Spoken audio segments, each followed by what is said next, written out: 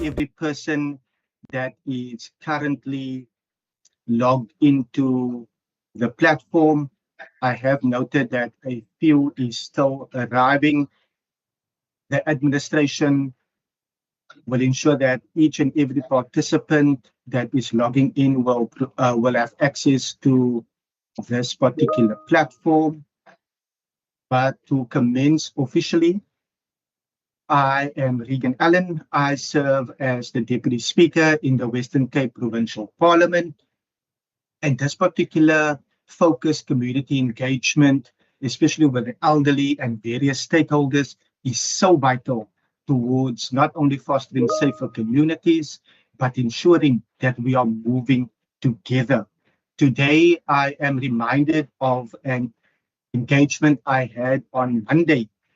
On Monday, I was with 200 seniors in the area of Mitchell's Plain and at an institution called Art Labs, where they work in partnership with the Amity Dance Group.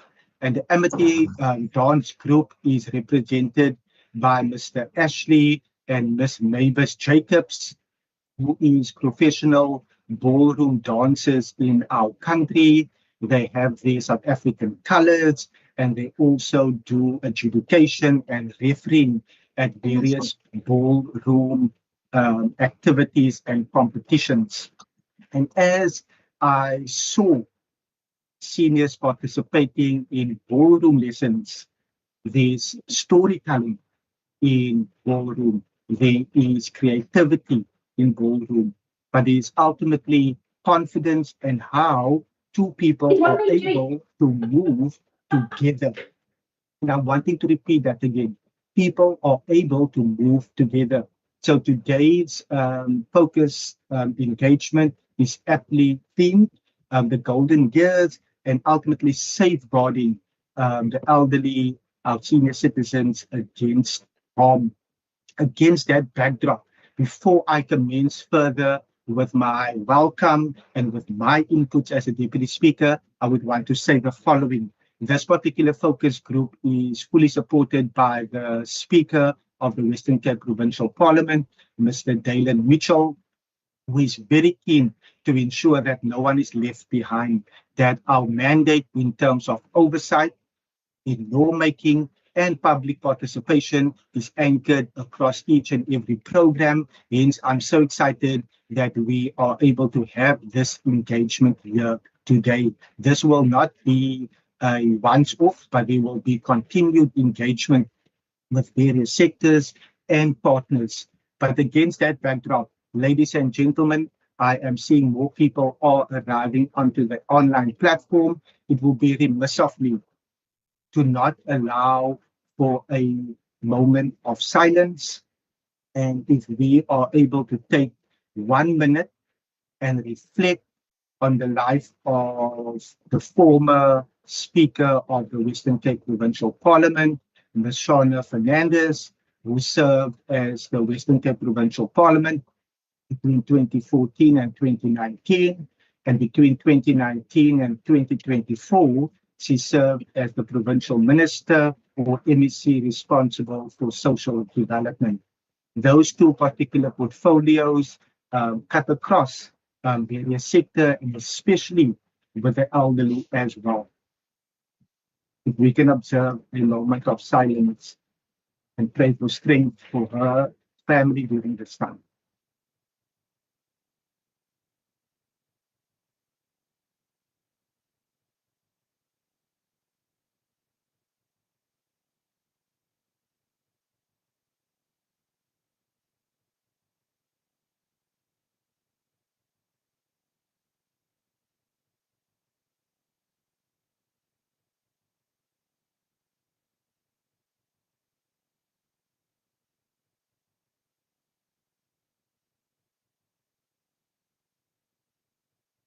Thank you so much.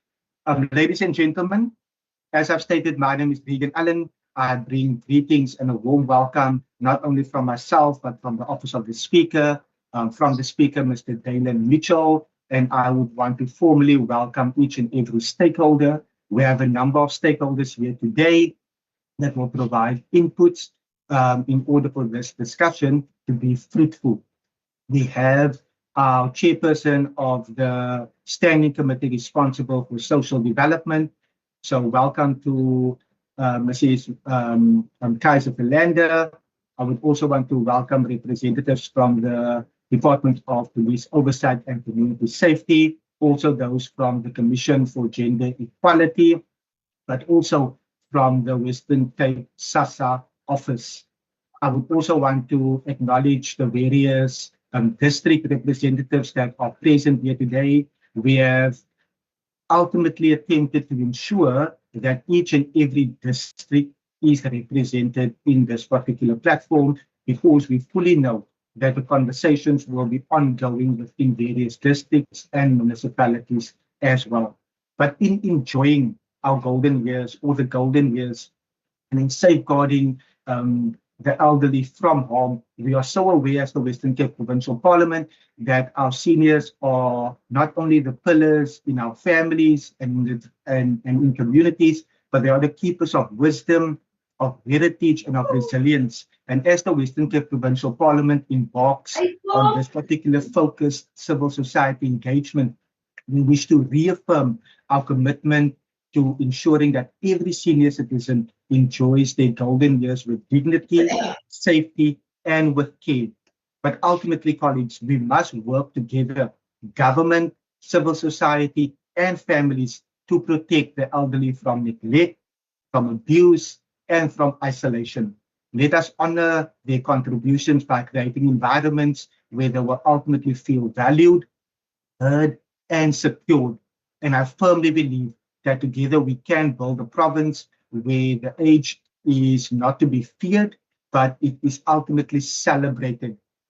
I was reminded, or I was scolded in the area of Mitchell's Plain where I grew up, where an 8-year-old told me on Monday, she's not 80 years old, she's 80 years young. So I'm also wanting to be very sensitive towards the language that we use, so that this particular engagement is ultimately not only with dignity, but that we have a clear way forward. So on that particular note, to each and every person that is online, from the various stakeholders that will provide input, the representatives in the district that are represented here, to the administration, thank you so much for your attendance here. It is my honor to formally now open this particular focus group engagement. especially how we are going to ensure that there is no harm against the elderly, and that the elderly is ultimately the keepers of wisdom and of heritage and of resilience within our communities. On that particular note, please allow me to hand over to the chairperson of the Standing Committee responsible for social development. She serves as the Deputy Chief Whip in the Western Cape Provincial Parliament. She's been a member of the provincial parliament for, she served in three particular consecutive terms already in the previous, the previous parliamentary session and in the fifth parliamentary session as well. And ladies and gentlemen, I hand over to Ms. Kaiser Philander for her inputs at this particular time. Thank you very much and good morning, Deputy Speaker. Thank you very much for the warm welcome this morning. Also to the Speaker in absentia. I also wish to extend a great morning. I think this is a wonderful initiative and a great opportunity for us to engage on this very critical and important matters. Also Minister Lund, the Western Cape Minister for Social Development, all departmental officials, all honourable members, our distinguished guests this morning, and members of the public and the various and diverse stakeholder society that the Deputy Speaker has so rightfully warmly welcomed. As the chairperson of the Standing Committee on Social Development in the Western Cape Provincial Parliament, Honourable Deputy Speaker and all stakeholders, I sort of rise this morning with a heavy heart, but also with a determined and an unshakable spirit in that sense. This morning I rise on behalf of the people, and I think you've made mention of that in your opening address, Deputy Speaker. I rise on behalf of the people who shaped us into who we are today. The people who raised us with so much love, who guided us with discipline, who corrected us when we lost our ways, and who prayed for us and who sacrificed for us, and often so silently. I rise this morning for our mothers, our fathers. I rise for our gogos, our aunties, our tannies, ons ooms, ons tatas. And I rise for all the elders whose hands built this foundation on which this country stands today. And yet too often, when they need us most, we fail them. We turn away, we move on with our busy lives while they are left behind, often unseen and unheard. Today, we confront a painful reality, and that is that our elder persons are being forgotten and some are being abused. And we cannot and we must not remain silent. I'm in.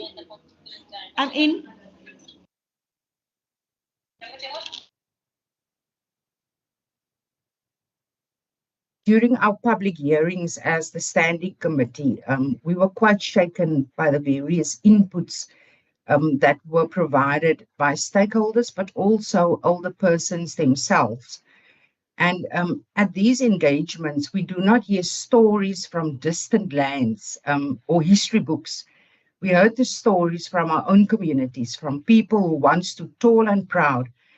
And unfortunately, we heard stories of physical abuse, frail elders that are struck by the very hands that are meant to protect them. We heard of emotional abuse, isolation, neglect, humiliation, slowly breaking down the spirit of those who held families together for generations. And we also heard of financial abuse, that pensions that are meant for food, for medical care, for dignity, that is disappearing into the pockets of opportunists or family members even, who have forgotten Ubuntu. Honourable Deputy Speaker and all distinguished stakeholders, these are human beings. These are our elders. These are the people who taught us our first words and our first prayers. And their pain must not just touch us, it must move us to action. And that is why the Standing Committee's program includes regular oversight visits to care facilities, to old age homes, and to community-based centres. And this is why we insist on strong and accessible reporting mechanisms that must truly work for the elderly, not drown them in paperwork and in long queues or confusion. But when a facility that is to provide care, such facility must answer. When a community service is under-resourced or unmonitored, we must intervene. And oversight is the lifeline of our democracy. Sorry, can you speak Afrikaans, please? Because the elderly I have here is Afrikaans.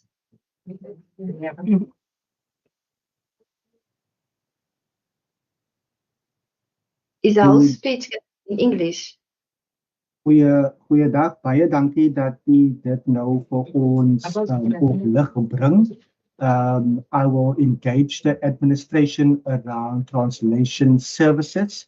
I can also confirm that the chairperson that is currently speaking is probably one of the best Afrikaans speakers within our province, and I trust that she will accommodate potentially. Van ons wil vir almal akkommodeer. So weer eens baie dankie dat u dit lig. Ons het reëls hier, maar ons weet ons is nou met ons seniors. So ons wil 'n bietjie wikkel tussen ons hier. So ons is oop vir dit. Weer eens baie dankie. Ek gaan straks weer oorgee aan lid Kaiser of Philander, maar ek gaan ook die administrasie en hulle praat rondom die translation dienste. Baie dankie. Baie dankie. Baie dankie adjunkspreker en baie dankie mevrou dat u dit uitlig. So ons is 'n staande komitee. Deel van ons programme sluit dan natuurlik in dat ons oorsigbesoeke doen. En ons doen oorsigbesoeke by verskeie fasiliteite wat dan nou bejaardesorg aanbied en bejaardes huisves.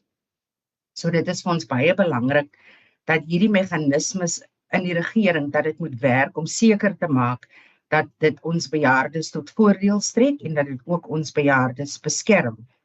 So I'll just move in between English and Afrikaans so that we can reach the entire audience that is currently on the platform. So when a community service is under-resourced or unmonitored, we must intervene. Oversight is the lifeline of our democracy and the bridge between policy and the lived reality of our people. So dit is basies wat ons probeer doen in ons oorsigbesoek om seker te maak dat dit wat beleidsgewys moet geïmplementeer word, die realiteit is wat ons mense wel ervaar in hulle daaglikse omgang en in hierdie geval vir al ons bejaarde inwoners.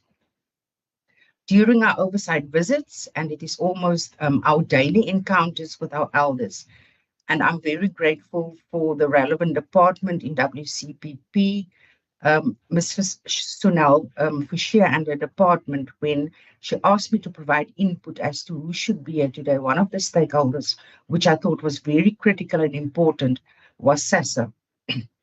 So baie dankie dat die departement geslaan het daarop en baie dankie ook. Ek het gehoor in die verwelkoming dat SASSA wel teenwoordig is en ons het 'n goeie werksverhouding met SASSA in die Weskaap en ons het al gereelde interaksies met SASSA ook gehad.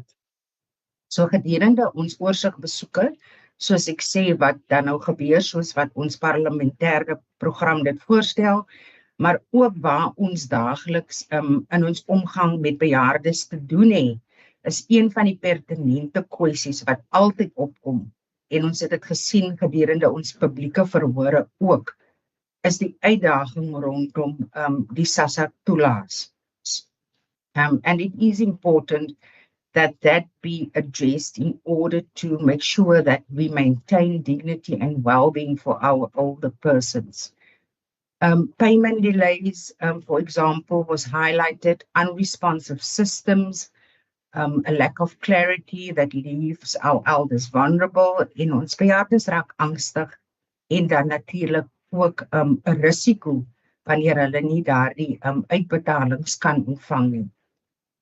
We then also as a committee engaged a while back on the Older Persons Amendment Bill. Ek is seker daar is van die entiteite en belangegroepe wat hierdie uitreike bygewoon het. En na gelang daarvan het ons verseker dat ons gereeld by betalingspunte gaan kyk presies wat is die stand van sake, but also engage grant recipients and holding discussions, as I said, with SASA National, as well as the Provincial Office. We as a committee has resolved to embark on public hearings to address this crisis. So deel van ons komitee program is dat ons dan nou provinsiewyd dat ons publieke verhore gaan instel om direk van ons grant recipients te verneem presies wat hulle uitdagings is. En ek weet by een van ons vergaderings het ons die inkoop gehad van SASA Weskaap dat hulle saam met ons hierdie uitreike sal bywoon. So this is part of our committee program, and hopefully, God willing, we would be able to start that in January 2026. Ons sal natuurlik alles in ons mag doen om te verseker dat ons bejaardes omgegee word voor en ook die sosiale net wat hulle dan nou moet ondervang met dit wat hulle moet ontvang, dat dit wel behoue is en dat hulle nie hoef te sukkel in hulle goue jare nie. It is very important, Honourable Deputy Speaker and all stakeholders, that we must strengthen partnerships also between law enforcement and community policing forums. And I think we should be very clear and bold today in saying that a crime against an older person is a direct attack on the moral fabric of our society. Ons kan nie toelaat dat ons bejaardes misbruik word of enigsins blootgestel word aan geweld nie. For example, we've heard many stories in our communities when an elderly woman is robbed of a pension outside a supermarket, when an older man reports neglect and no one follows up, when criminals target the weak because they think that they can get away with it. Dan moet ons weet, as hierdie dinge met ons bejaardes gebeur, moet ons weet daar is iets drasties verkeerd met ons stelsel. And our elders must know, not hope, not wish. Hulle moet weet dat die polisie, dat die CPF's sal alles in hulle vermoë doen om hulle te kan beskerm. They must feel protected. Hulle moet gerespekteerd voel en hulle moet ook gewaardeerd voel. But as we protect them, we must also remember something equally important, that older persons are not merely recipients of care. Dit ook genoem in die verwelkoming. They are carriers of the wisdom, our living libraries. They carry the stories of our struggles, our victories, our failures, and our hopes. So we must continue, and I'm glad to hear that this is not a once-off. We must continue to create platforms also where young people can sit at their feet. Ek dink dit is 'n groot leemte in ons samelewing vandag. Dat jong mense nie meer so keen is om te leer van ouer mense nie, maar ook dat ouer mense soms dink dat hulle het nou hulle goue jare bereik, maar dat hulle niks meer kan terugploeg nie. Maar ons wil graag vra dat u wel terugploeg en die waardestelsel wat daar was, dat ons dit kan restructure, dat ons dit kan terugbring, sodat ons jonger geslag kan leer van ons ouer mense. We need to learn from experience and be guided by your wisdom. So let us honor their mentorship, their resilience, and their ability to teach lessons that no book, no textbook, no nothing can capture that. Ons kan dit net persoonlik ervaar en ons kan dit net persoonlik leer. A society that silences its elders is a society that loses its soul. And in the same breath, let me express again my appreciation to the Speaker, the Deputy Speaker of the Western Cape Provincial Parliament, for today's groundbreaking initiative. Baie dankie dat julle dit goed gedink het op vandag te laat plaasvind. Ek dink dit is baie nodig.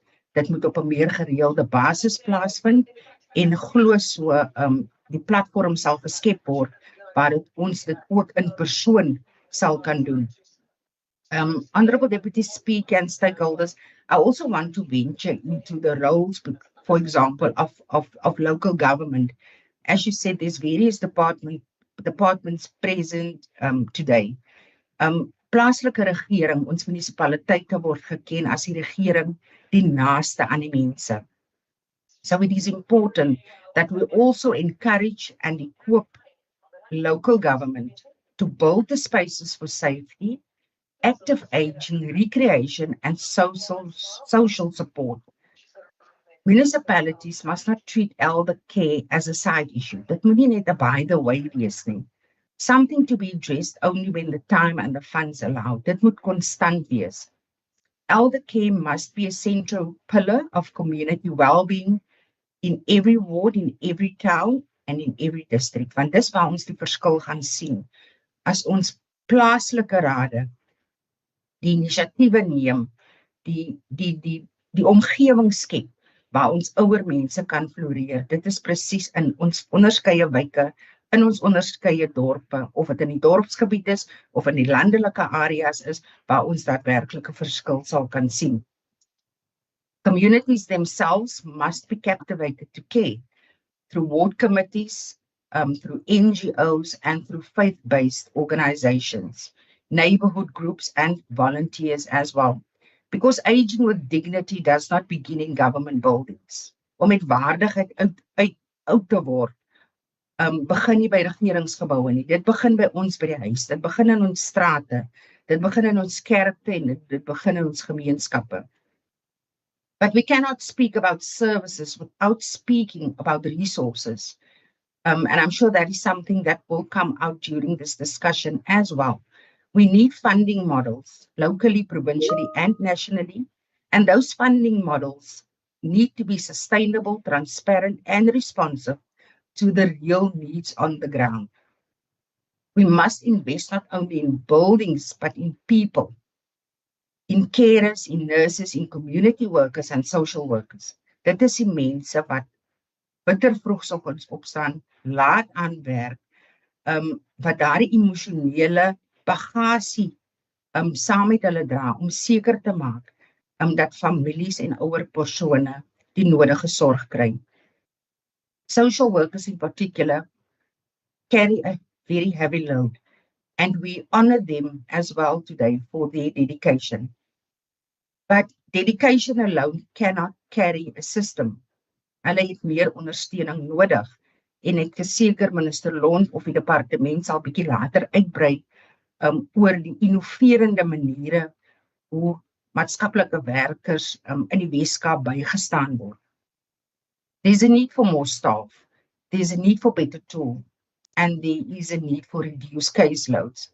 And as I said, I'm sure the department will venture as to inform this platform as to exactly what is happening on that front in the Western Cape.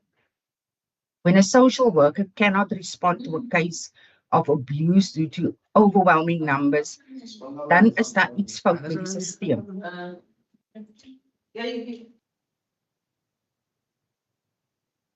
When an elder waits weeks, sometimes months for intervention, dignity is not only delayed, it is indeed denied.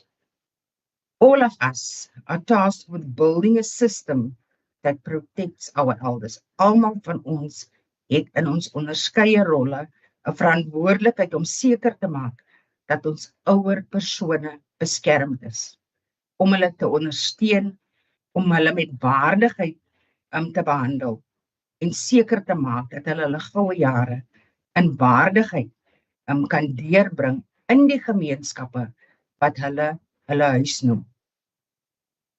Honourable Deputy Speaker and all distinguished stakeholders, as the Western Cape Standing Committee on Social Development, we are indeed committed to ensuring that every policy, every oversight visit, every report, every hearing, and every recommendation serves one purpose, and that is to safeguard the rights, the dignity, and the welfare of the vulnerable in our society. In ons oorsigkapasiteit sal ons seker maak dat elke beleid binne regering, elke oorsigbesoek wat ons doen, elke verslag wat ons saamstel, elke uitreik wat ons doen, en elke aanbeveling wat ons doen, aan die departement en ander departemente, dat dit een doel voor oë het om seker te maak dat dit die regte en die waardigheid van ons bejaardes daarstel. Allow me also to take this opportunity to Minister Lonta and his department. We extend our deepest appreciation for their openness, for their transparency and for their accountability. And despite limited funding, because we need to say it as it is, befondsing is 'n probleem. The department has never used this as an excuse. Ons het nog nie eendag gehoor dat as gevolg van befondsing of die sny van fondse kan 'n spesifieke diens of 'n program nie voortgaan nie. Die departement doen regtig waar die beste met dit wat hulle het. They continue to go above and beyond, stretching every rand to serve our communities, especially the elderly and the vulnerable. And we sincerely thank them for their dedication and for their hard work. Ons moet onthou, we need to remember, a nation is not judged by its wealth, its building, its speeches, or anything else. We are judged by how we treat our elderly. So on that note, Honorable Deputy Speaker and distinguished stakeholders, I want to call on all of us today to rise, not just with words. Ons moet nie vandag net praat nie. Vandag se gesprek, se dialoog moet oorgaan tot aksie. We should all rise, not just with sympathy, but with policy, with enforcement, and with accountability. Ons moet seker maak, dit wat ons aan ons kant as die Weskaapse provinsiale regering, ons in ons kapasiteit as oorsigkomitee, dat beleide in plek is om seker te maak dat dit ons ouer persone eerste stel. En ons moet ook vandag opstaan, not for ourselves. It's not about us today, but it's for those whose shoulders we stand on. Vandag gaan oor die mense wat vir ons vooruit gegaan het, wat baie opofferinge gemaak het en wat nou nodig het, dat ons alles in ons vermoë doen om seker te maak dat hulle beskermd is en met waardigheid hulle goue jare kan geniet. And may we never forget them. May we never ever neglect them. And may we always honor them. Honorable Deputy Speaker, I thank you. Agbare lid en voorsitter, chairperson, Ms. Kaiser Verlander, weer eens baie dankie. Thank you so much. Colleagues, before we proceed, I have one announcement in that we will, as far as possible, the speakers will attempt to shift between various languages to accommodate each and everyone. However, it is extremely difficult to have translation services with one particular speaker speaking in English and another in Afrikaans on a different stream. I sincerely trust that those that are watching with the elderly, dat die sal ook vir ons help in die verband om som van die kernboodskappe ook te dra, wat anders mis. Ek wil ook sê dat agbare lid Kaiser Verlander, haar kontakbesonderhede, her contact details is in the chat function. Dis in die kletsbox en u kan haar kontakbesonderhede ook afneem. Colleagues, so there's a part A and there's a part B to this particular focused civil society engagement. The first part is inputs from relevant members serving in various capacities, including the Gender Commission and SASA, but part B will include inputs from members from the various districts, civil society, and various stakeholders. I'm not wanting to delay any further time, maar ek sien daar is meneer of mevrou SS. U hand is op. Voor ek voortgaan. Meneer SS op die platform. SS.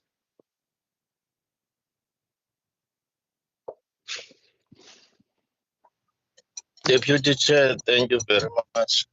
I think it was a genuine concern, the issue of language. However, if we are only going to switch between the two, English and Afrikaans, it put on disadvantage the others because we really don't even understand, have no clue.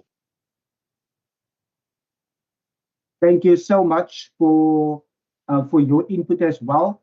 Colleagues, in terms of the three official languages, when we are But honestly speaking, if I can proceed, to each and every participant that is on the line, when we have our public hearings or when we are in the chamber, the Western Cape Provincial Parliament ensures that there's translation services in all of the official languages. On this particular platform, that particular service is not available due to the constraints of the platform. Maar ons gaan ons best probeer. We'll try our best in moving forward to accommodate such requests, but we take it to heart. En weer eens baie dankie. Thank you for raising that point as well. Ek gaan straight oor gee and I will now recognize the Department of Police Oversight and Community Safety, Mr. Mbaka. Can we hand over to you?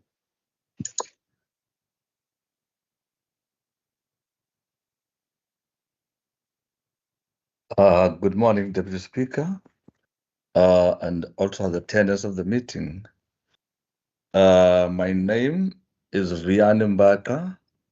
I am from the department, as introduced by the Deputy Chair, representing the department in this very important subject.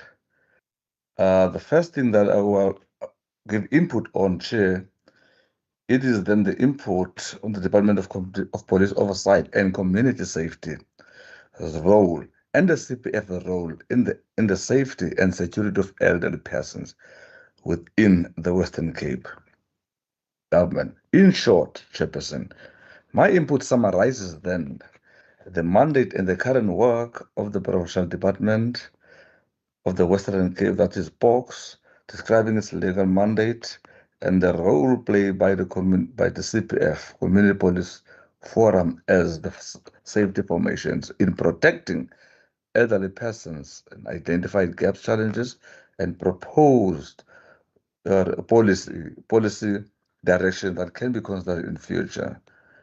The key points, Chairperson, through you, the Department of Police Oversight and Community Safety provides civilian oversight, capacity support and program funding to CPFs, community police forums, and community safety structures initiatives in the whole Western Cape.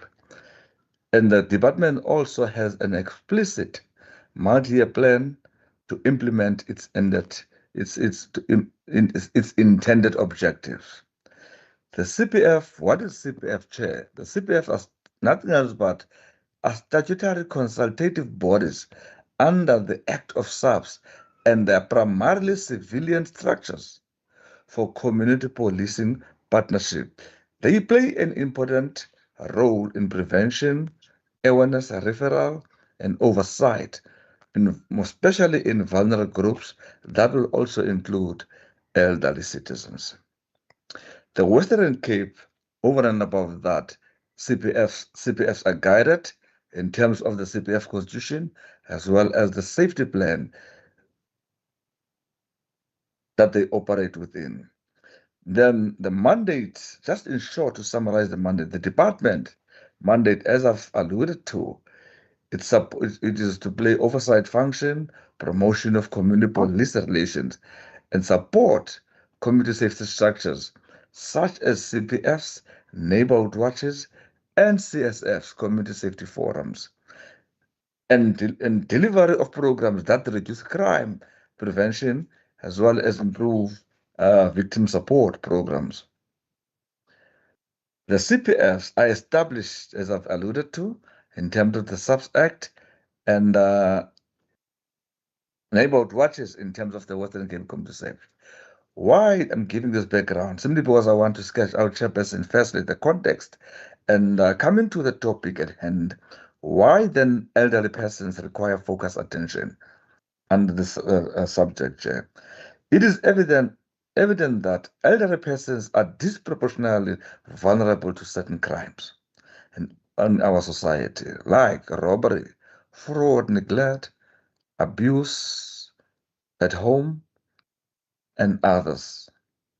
Their fear of crime reduces, number one, a constitutional right of which is freedom of movement and access to services. Because at the end of the day, Chair, they need to access certain services. But because of the crime, that's so high in other areas, it makes then life difficult for our elderly people to access government services. Then effective elderly focused safety work combines prevention, but not only prevention, uh, through neighborhood watches, through escorts, and so forth, and the victim support. Provincial plans of the department and that of the CPF programs explicitly recognize victims of all ages as a beneficiary of community safety interventions and victim support. That includes elderly people of our society. What is the role specifically of the CPF or anticipated role of the CPF in elderly safety and security?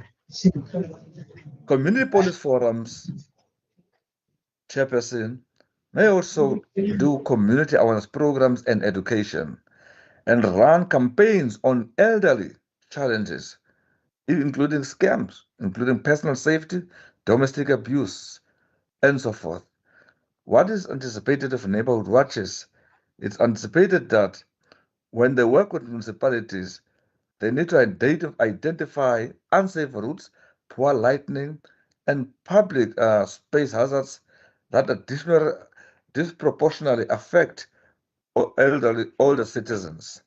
And that information must also be reported to municipalities when neighborhood watches do their patrol. It's not a matter of only doing patrol, but they need to be aware of the environmental design challenges in any given areas when they do patrols. The local oversight and accountability. CPFs and neighborhood watches also has a role to perform the local accountability, especially for South African police services, and report any issues of concern. They may also have put together targeted outreach programs. But the social formations of CPFs and neighborhood watches cannot work in isolation, Chairperson. They can coordinate with NGOs, home-based care networks, social development, and other municipal services to protect isolated elders, like focusing, for instance, on home visits, emergency contact list, and volunteer check-ins, because they are volunteers from our communities. These functions also should reflect or be incorporated in their mandate. What is the Western Cape Chairperson current approach and example? The Western Cape Safety Plan, as I've indicated to, it also focuses across ages. That includes elderly, Chairperson, criminal activities. But mostly we focus on CPFs and neighborhood watches to take as community structures to take a role and to be forefront of ensuring safety of our senior citizens. On the ground, Chairperson, SAPs and CPFs may also run elderly safety awareness events and social crime prevention, because if you look at SAPs, they also have a unit that deal with social crime prevention interventions. These sessions can also be run to our communities, make sure that we identify issues of concern and address them accordingly. There might be gaps in going forward, Chairperson, and challenges. For instance, one of them might be the fragmented resources, because many CPFs operate also as a voluntary body within limited, within limited resources and municipal funding and constraints as well. But that might not sustain some of the programs that can be identified based on elderly. Data is very much important, Chairperson. The lack of disaggregated data on crime against elderly persons at ward level, at station level, makes targeted interventions difficult. It means we need to have an overlay of data to identify what are the issues of elderly persons, and so that the data can guide our targeted interventions. The recommendations going forward, Chairperson, it might be implementation framework, for instance, guidance on social formations, CPFs, as well as SAPs on how to deal with issues that pertain to elderly, and maybe consider service standards for outreach and reporting of matters pertains to elderly people, and also maybe CPFs in future, or may also consider including or make sure that their work is intensified in terms of elderly programs. Targeted programs and funding also is one of the issues. Training packages can also be looked at, and intersectoral referral protocols. So on that note, I don't want to say much. That is the input from the Department of Police Oversight and Community Safety. But in conclusion, Chairperson, the CPFs, when properly supported and trained and funded, are well placed as the community formations to contribute materially to the safety and security of elderly persons through prevention, awareness, oversight, and victim support at the community level. On that note, thank you so much, Chair. Thank you so much, Mr. Umbaka. Colleagues, as you are able to already see now, that no one department, no one entity is able to do it all alone. So the inputs from the standing committee, chairperson, and from the police oversight and community safety department is very clear. CPFs, which is our community policing forums, play that vital role towards ensuring that they are engaging members of a relevant community and any particular matters with regards to the South African Police Service.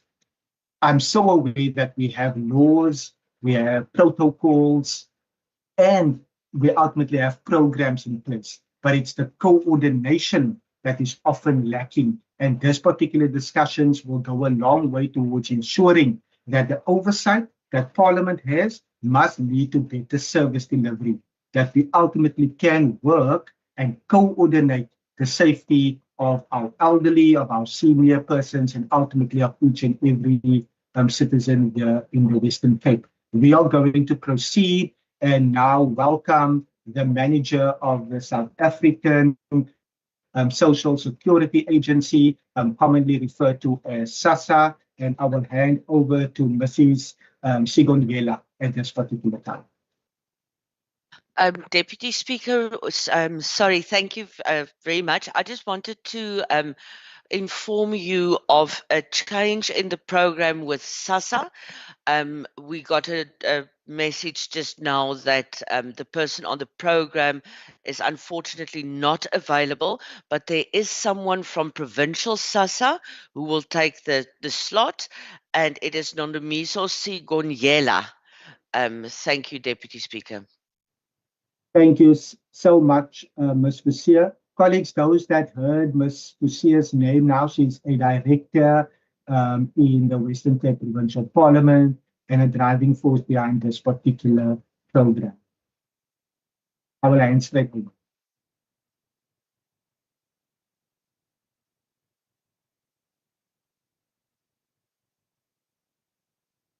Good morning, colleagues. I'm not sure if you can hear me. We are able to hear you, and to foster meaningful interaction, if I may request your camera to be switched on during your input, if that will be in order. Good morning. We see you clearly. Okay. And you're looking lovely. Thank you for being here. Welcome. Thank you so much for inviting us to be part of the program. And indeed, it is a privilege and an honor for us to come and engage our elderly, our mothers, our grandparents, people that raised us, and people that fought for us to be where we are. We indeed honor them greatly. I would like to also acknowledge the honorables that are on this platform, and I will say protocol observed. I don't want to err in my greeting, but my greeting goes out to the elderly that is gathered in this space. Chairperson, I asked my other colleague, Melza Paulson, to join the meeting, in case I was not sure if there was going to be any direct engagement with the elderly. He's Afrikaans, at least we are Afrikaans, English, and Xhosa. So if there's going to be any engagement, I wanted him to sit and listen and maybe interact if there is a need to do so. I was just alerting you to that.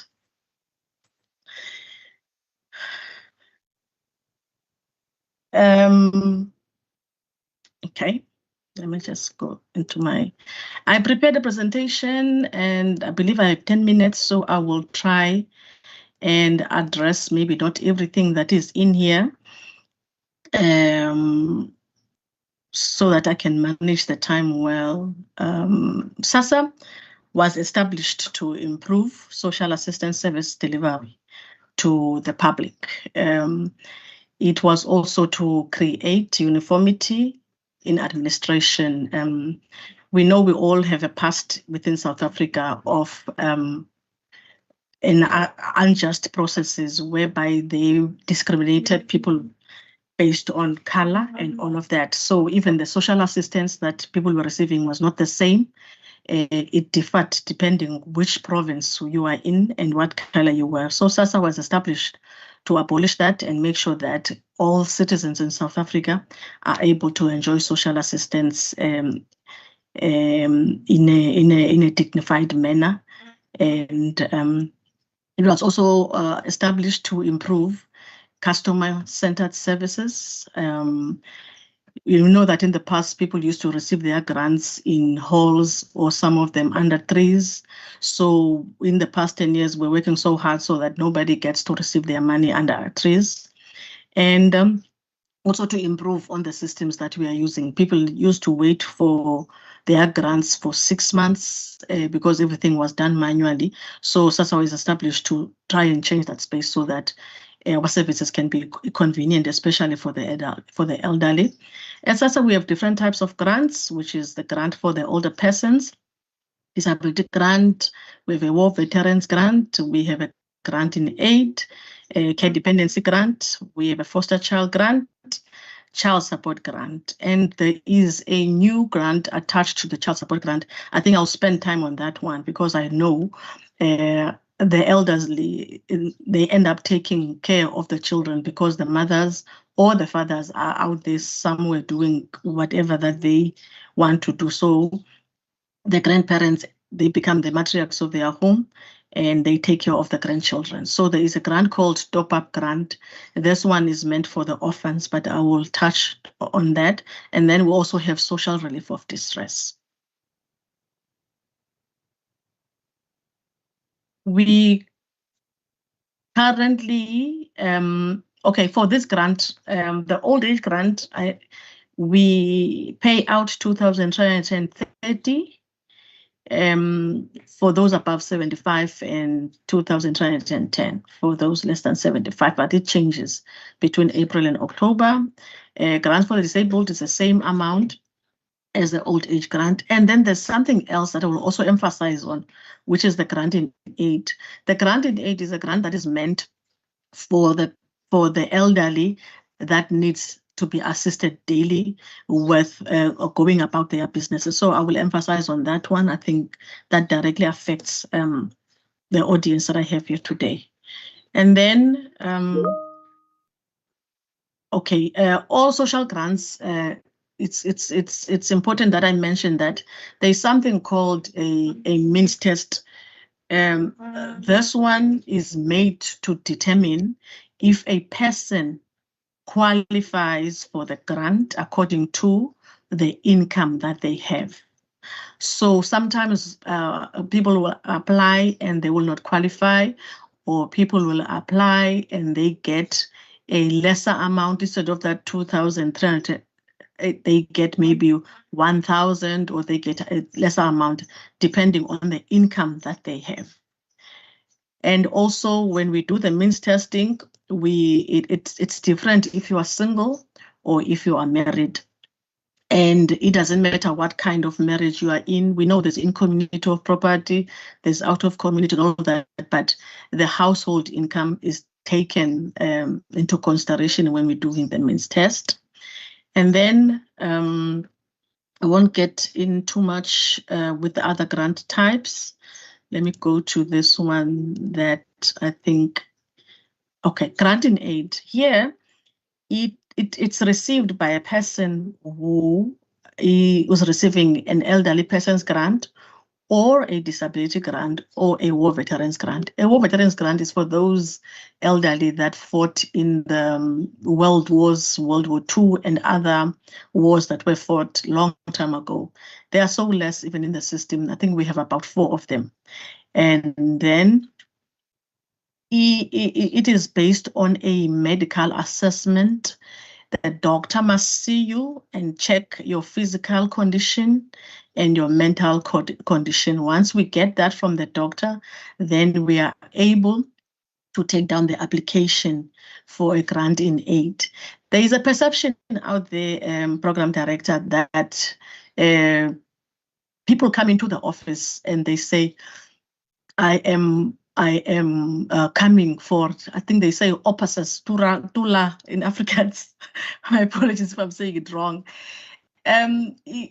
The children or nephews or whatever, they will come in and apply, thinking that they are applying for themselves. I just want to explain here, it is a grant that the recipient, meaning the OMA or OPA at home, that they apply for that grant for themselves. It is currently an amount of 560 Rand. Then only the elderly person can decide what to do with that money. Just because I am looking after my mother, that money is not mine. My mother can decide whether she wants to pay me for looking after her, or that money is added so that you can move around, because sometimes when you have to go to town or go to the doctor, or you have to hire a car, you have to hire somebody to walk with you. So that money is for you to decide how you are going to use it. It's additional to the grant that you are receiving. And then we also have foster child grant. We know that a lot of grandparents are looking after children whose parents are not looking after them. But I know you work through the social workers, and then we then do the grant application for the foster care grant. And then we have a care dependency grant. This one, you might be looking after your grandchild and they are receiving the child support grant, which is 560 Rand. But then the child is not well. So we call those children care dependent. It means that they will go to the doctor for them to check and then write for us an assessment that tells us if this child is a care dependent child and if this child must receive a care dependent grant. So if then the doctor recommends, then we take down the application, then that child moves from 560 Rand to 2,310 Rand. I think, yeah, around them. So if you have a child that is not well, you can go and see if the child he might not be eligible to apply for a care dependency grant. And then another one that directly affect the elderly, we have the child support grant. Stula, Sibonelelo Sabantwana. Just make notes on it.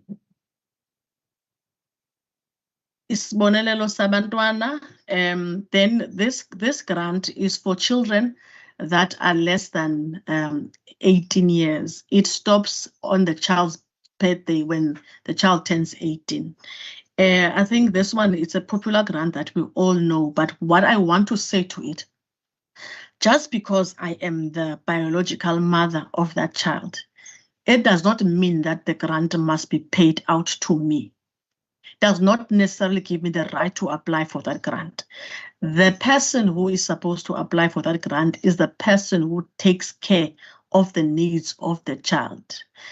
For example, my child is with my mother and I am somewhere in the world doing whatever that I'm doing.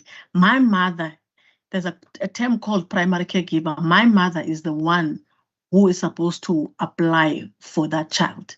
I can't stay here in Cape Town with the grant, the child's grant, and my mother is suffering somewhere in KZN or Eastern Cape while I walk about here using the grant. The grant follows the child all the time.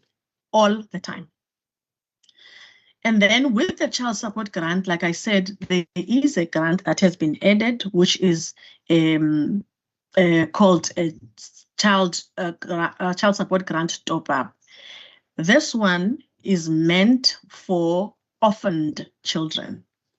The orphaned children, it means that the child does not have both parents, the parents are deceased. But because we know our landscape, we know our South Africa, I come and I work in Cape Town and I meet a nice guy here and we have a baby together. But then when I get home, I do not tell my mother or my parents that who is the father of this child. I get home, I'm sick, and I pass away. Now my mother is left with my child, not even knowing who the father of this child is. So we as SASSA, we have determined that that child falls under the category of an orphan, or that person who's looking after the child can also apply for this grant. All that is required is to produce 2 death certificates, the father and the mother. But if the father is unknown, like the example that I gave now, the applicant will then produce that 1 death certificate, and then there's an affidavit that accompanies that application that says that I do not know the whereabouts of the other parent of this child. Then we will do the qualifying criteria, and then if it goes well, then you will get an amount. I think now it's about 840 rand instead of that 560 rand. And then there is also children who unfortunately are in one household, but the parents die or the parents neglect them. But these ones, we work with the social workers, but there is now a way that if there is a child in that household that is less than 18, but from 16 years old, that will be assessed by the social worker and is responsible enough, then that child can apply for the rest of her sisters and brothers. And if that child also has a child, they can apply for their own child and themselves because they are under 18. So we have that new provision now. So I'm 17, I don't have my parents with me. They passed on. I'm left with my 4 siblings. I have my own child. I can apply for myself, for my child, and for my siblings. But this one needs to go through the social workers so that they can give a certificate that says, I am fit enough to take care and run a household. Moving quickly, we have something that is called social relief of distress. It is meant to assist those that are facing undue hardships. Then that is why we have the SRD 370. Anybody who is unemployed in South Africa and facing undue hardships, they will apply for the SRD 350 and they will go through verification. It will be paid or it will be rejected. Then we also have school uniform.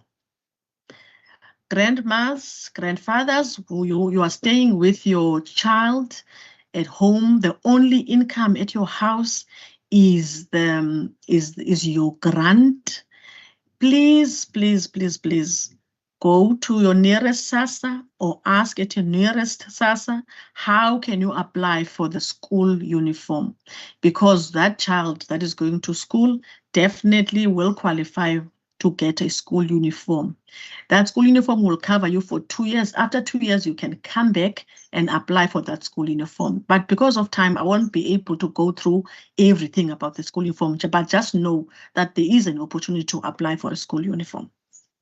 And then if you know of people, or if you are staying in the areas whereby there's fires that happen and households are burnt down, there is a once-off cash payment that we pay to you when you are going back to your home.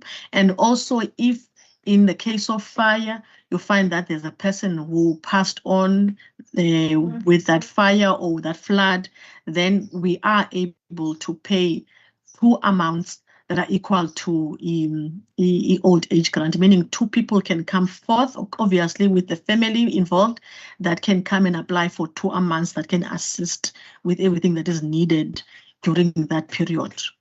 And then lastly, from my side, okay, second last, there is something called an alternative document application. Please, if you know of people that do not have IDs and are struggling, they can come to a SASSA office and be assisted without their IDs. Obviously, they will go through a process of questions and referral, maybe to Home Affairs. But all I want is for you to understand that a person must not sit at home because they don't have an ID or the child doesn't have a birth certificate. Come to SASSA, then we will take you through the process, or how can you apply without the ID or the birth certificate. And SASSA in the Western Cape, if you want to come and apply for a grant, it is through a local office. We have 16 offices within the province. And not only those offices, we have other service points that we go to communities so that we can bring the services closer. And then we have an online platform that an application can be submitted through. And soon we will have a kiosk. The kiosk will be at the local offices, but we will try and spread it out with all the agreements with the departments. I know the Provincial Social Development is actually very interested in this kiosk, and to see where as SASSA we can put the kiosk. A person can go to the kiosk and they can do a self-service. Like you go to an ATM and ask for your statement, the kiosk will help you apply. But we're still busy with that process, and it should be up and running soon. And then how do you receive your grant? Through your own personal bank account. Or if you still have your existing SASSA card and you are adding another grant, we can still pay it through there, but we would like people to change to their own personal bank account. Or we pay, if a person is in an institution that is not subsidized by the government, we are able to pay the grant through the institution, but the person or the elderly person needs to say and give us the right to pay their money to the institution. And then we have something else that is called instant cash money voucher. This one is how we are currently able to pay monies to the people who do not have their IDs with them, because we issue them with a unique number and then they are able to get their money. It's a new process. It still has its glitches here and there, but there are people that have already received their money through this instant cash payment voucher until their ID issues are sorted. Or if in case of a refugee, we will always pay them through this until their banking accounts are sorted, whereby we can verify it and it doesn't fail, then we can pay their money through their own personal bank accounts. I believe maybe, yeah, I think I am done because I had to not go through.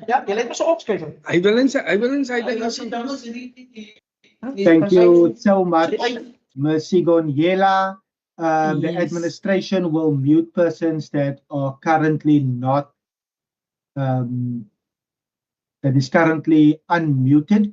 Colleagues, thank you so much for your attention so far in this particular engagement. Ms. Sigonyela, I will engage Ms. Fusia to also engage you around potentially making your presentation and the information that you have shared available to each and every person that is on the online platform. But on behalf of the Western Cape Provincial Parliament, thank you so much for your attendance and for your inputs.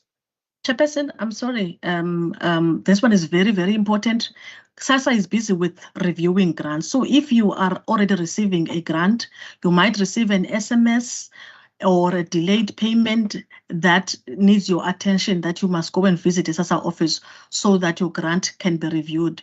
You will find that other people are receiving lesser amounts, and after we finish with the review, then they receive the whole amount that the whole amount after the review. But please pay attention to the news, pay attention to your phones, pay attention to the radio if you are due for a review. If in the past you have received a delayed payment, it means that you must go into a SASSA office or ask, let the family assist and phone the office and request for a home visit, or go and request for a home visit that we can come to the person's place of residence so that we can do the review. The last one is that we are busy with beneficiary biometrics. Everyone that comes through to SASSA now, even with the reviews, we are going to take down your fingerprints, because we want to know that the person we are paying to is the person whose identity it is, and confirmed through Home Affairs. Lastly, please, Chairperson, when there are golden games, please invite us as SASSA so that we can go and participate, so that our mothers and fathers can show us a thing or two about living a healthy life. Thank you so much, Chairperson. Thank you, Mercy Gonyela. Just last week in the Western Cape Provincial Parliament, we received an update on the Golden Games, which will be scheduled for next year. To everyone that is on the platform, vir almal wat op die platform is, ek wil ook vir u herinner, I want to remind you that in the chat function, there's questions that are being posed, en daar is vrae wat geantwoord word. But Ms. Gonyela, baie dankie. Thank you so much. Ms. Lucia will engage you around your presentation and the information that you have shared to make that available to all of the participants as well.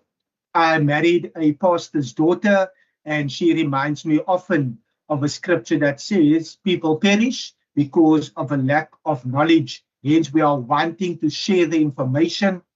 We are wanting to be able to ensure that where there is a solution, we are able to provide access to that particular solution. Ms. Gonyela, baie dankie, thank you so much. Without any further ado, the last person in part A will now be the Commissioner for Gender Equality, Ms. Nomvunga, who will be giving her input at this time before we head straight over to inputs from the community. Thank you so much. Thank you so much, Chairperson. I must say that I've been trying to put my video, my picture, my face here on the platform, but I've got a problem with my device.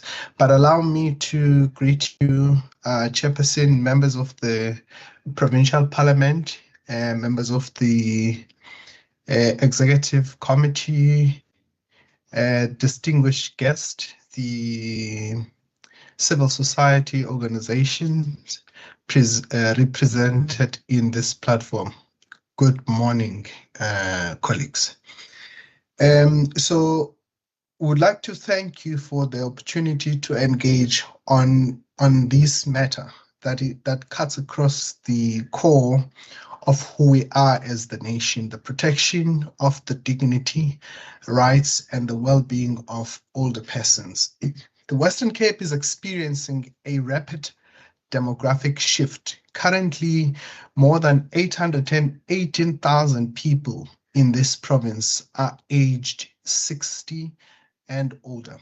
And the projections shows that this number will exceed 1 million by 2031 and more than double by 2050. Importantly, the majority, nearly 60%, are women.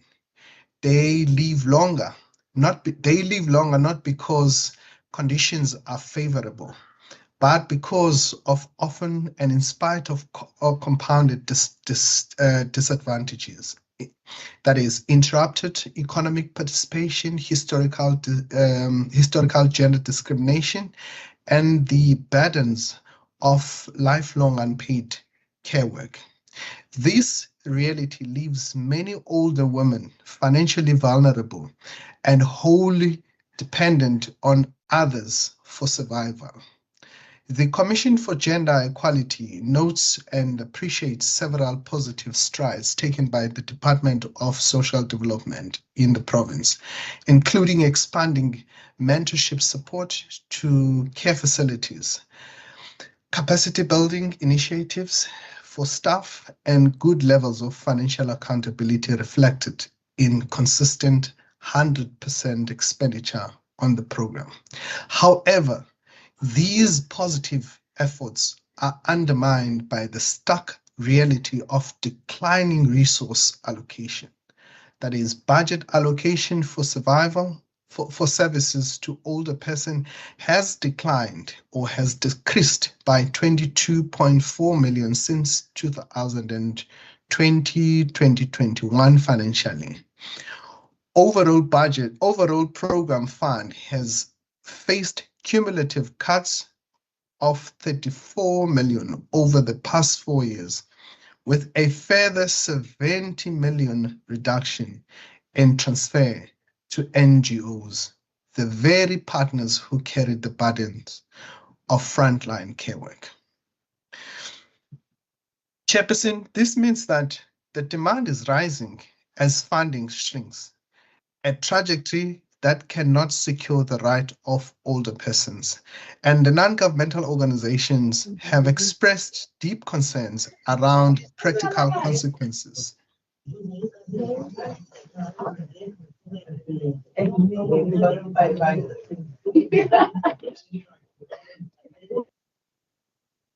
Such as salary freezes, high staff turnover, shrinking service, and growing waiting list for frail care.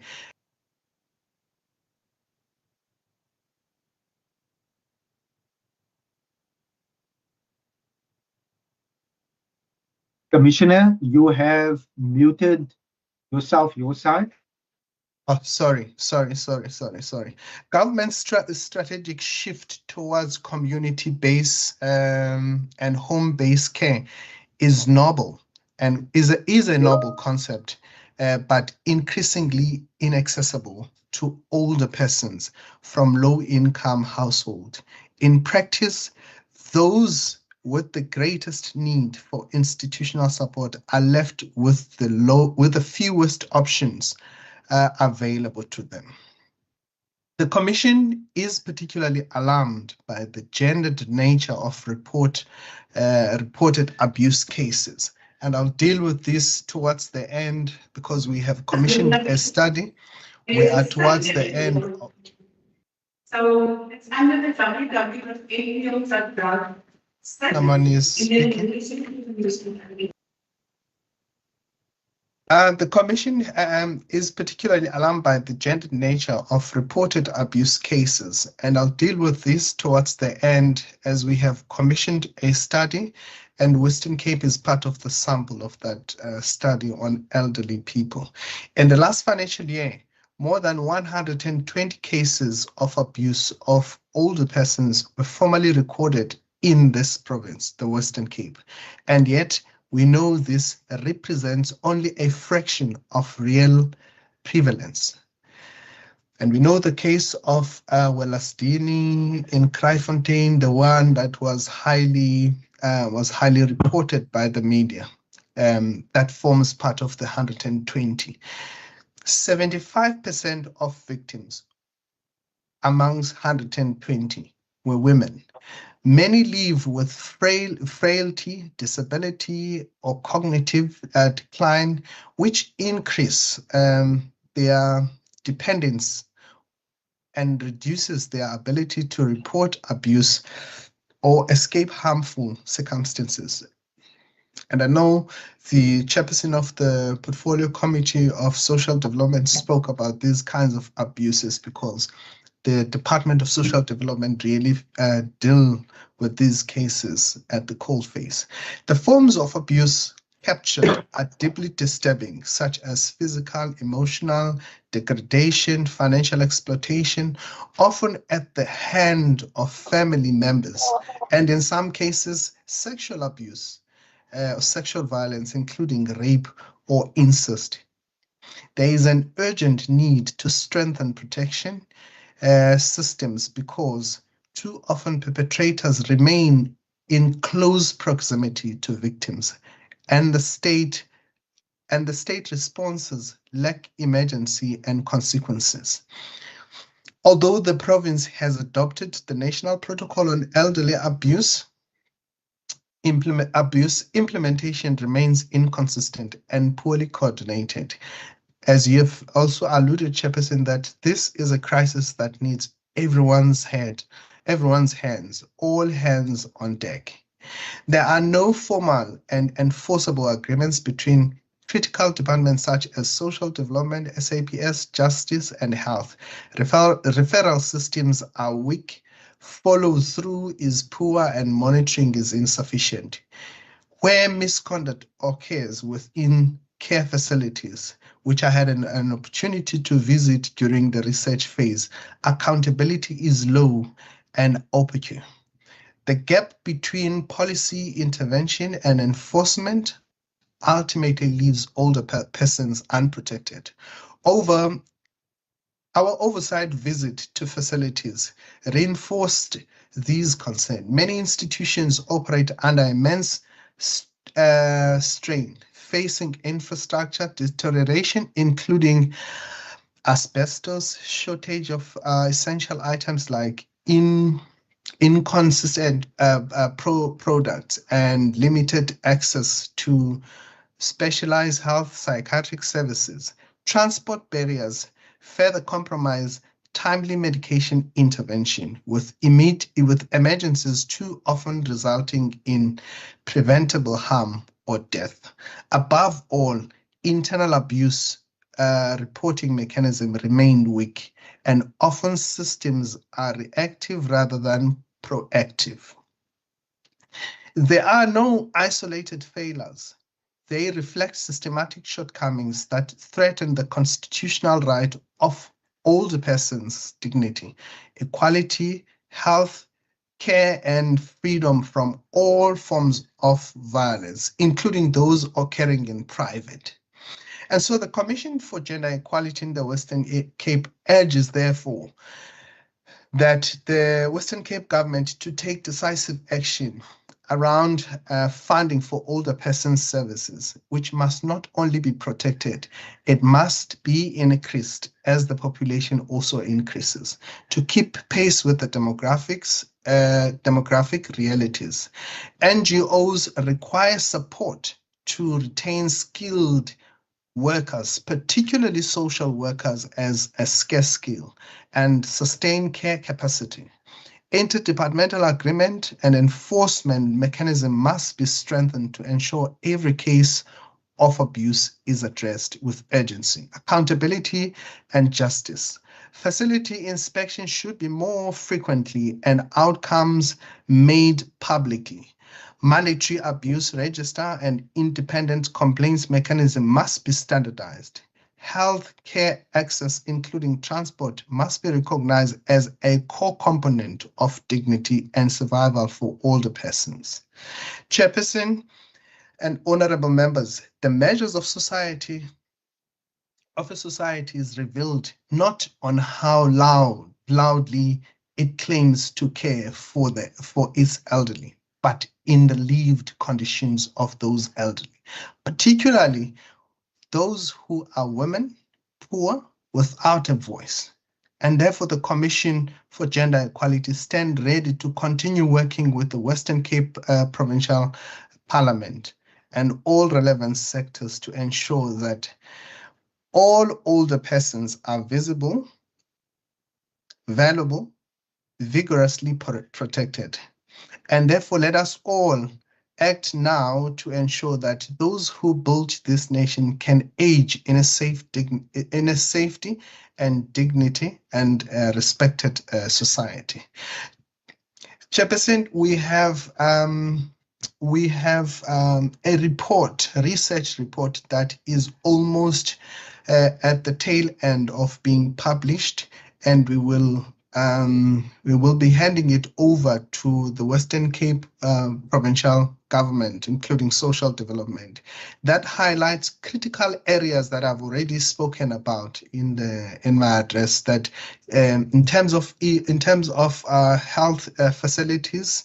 1, 2, in terms of services to elderly persons, particularly nappies in the facilities. And I had a privilege, Chairperson, to visit some of these. And therefore the report details specific in each specific province and how these can be addressed. And so I thank you so much. When that report is ready, we will be available to deliver that. Thank you so much for inviting us.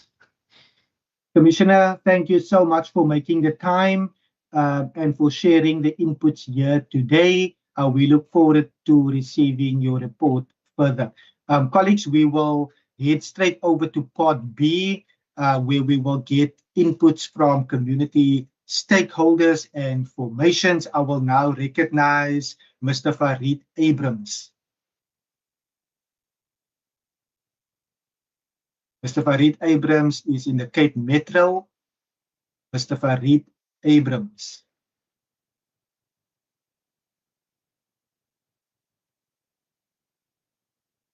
I will come back to Mr. Farid Abrams and I will go to the Cape Winelands, Ms. Pulani Indizeku from the Cape Winelands.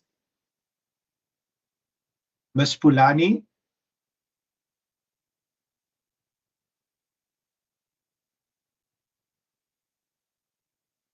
If we are able to venture into the garden route, I now recognize Mr. Billy Peterson.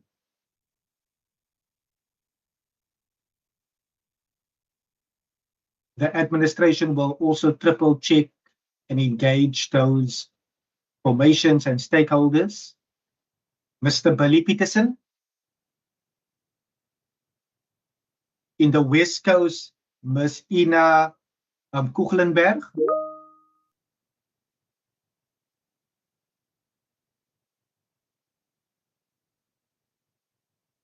Ms. Fuchsia, if I can get direction from you in this regard. Thank you very much, Deputy Speaker. I don't know what the problem is that we are having because we did confirm previously, but if I may make a suggestion that we can open up the platform and ask whether there's anyone from the Cape Metro. Mr. CEO, I see a hand, but I don't see him here. But if we can go through the districts and maybe ask if there's someone from the Cape Metro and we deal with it on a first come, first serve basis. Thank you so much. I will first just read out those that have confirmed. Now in the Overberg, do we have Mr. Mark McDonald in the Overberg? Yes, I'm here. Can we hand over to you? Thereafter, I will then recognize Central Karoo, Mrs. Anneke de Klerk, and then we will open the platform. Thank you so much for being here, Mr. Kuchlenberg. Baie dankie. Honourable Deputy Speaker, Ministers, members and guests. My name is Mark McDonald. I'm the manager at RCV Huis Groenland, which is a residential facility for older persons situated in Grabouw.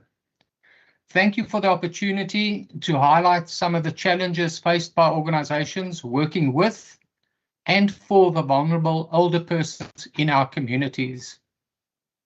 One of the primary challenges, if not the primary challenge, faced by most older persons is isolation and loneliness, largely due to the loss of mobility, due to physical and mental frailty, as well as their own concerns about safety being out in the communities. The Department of Social Development is doing sterling work in supporting community service centres and residential facilities in our efforts to support and care for the vulnerable older persons in our communities and facilities. As the manager of a residential facility situated in a small rural town, I'd like to highlight a few of the challenges that we face in providing care. We often have difficulty to access suitably qualified personnel, particularly registered and enrolled nurses. More people need to be enticed into these careers, and the possibility of providing subsidized posts should also be considered.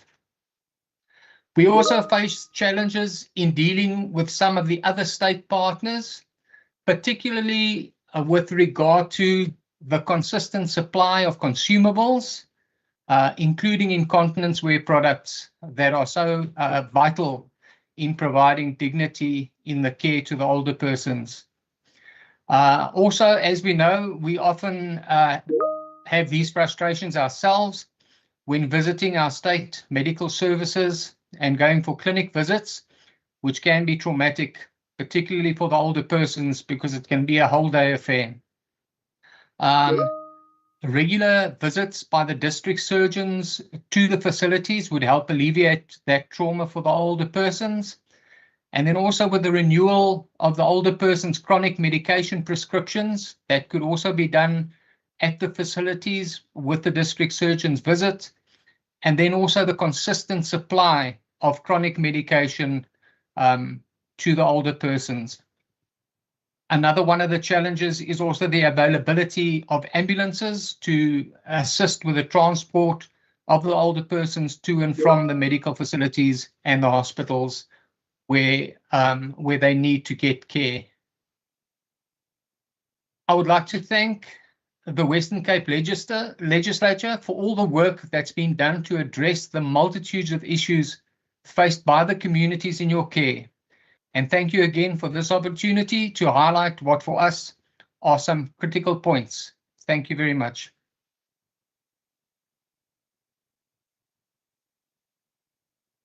Mr. McDonald, baie dankie. Thank you so much. Ladies and gentlemen, a voice from the Overberg area in the Caledon area. We have noted your inputs and the matters that you have raised. After this particular segment, there will be an opportunity not only for the minister, but also for others to respond accordingly. Okay. And we will now really proceed to very, identify. Do I see Mrs. Annetjie de Klerk on the platform? Central Karoo. Ms. Forshey, I see your hand. No, I wanted to alert you that Ms. Annetjie de Klerk from Central Karoo is here, and she's ready to speak, so she should be online now. Annetjie? Goeiemôre. Ja, ek glo nie julle gaan omgee as ek Afrikaans praat nie. Ons het nie, ja, ek is in Beaufort Wes bestuurder by ACVV Esperos. Soos my voorganger meneer Maak gesê het, ja, hy baie goed saamgevat.